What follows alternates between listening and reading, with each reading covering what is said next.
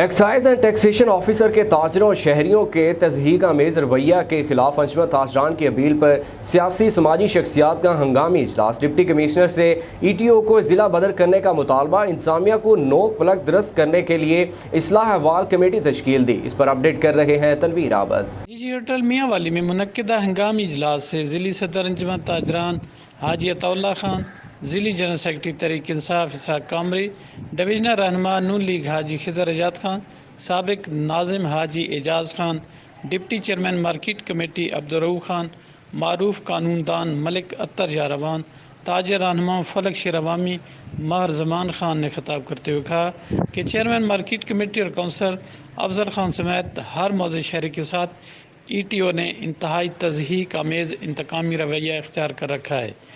وزیر اعظم کے آبائی ضلع میں انتظامیہ شتر بے بہار ہو چکی ہے۔ اب عوام کے صبر کا پیمانہ لبریز ہو چکا ہے، جو کسی صورت برداشت نہیں۔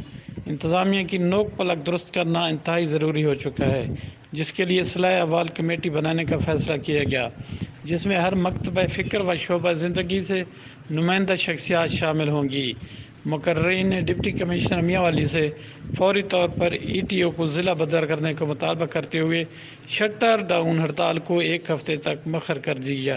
اجلاس میں چیئرمین ڈسٹرکٹ پریس کلب میاں والی رانا امجد اقبال کی قیادت میں صحافیوں نے کثیر تعداد میں شرکت کی۔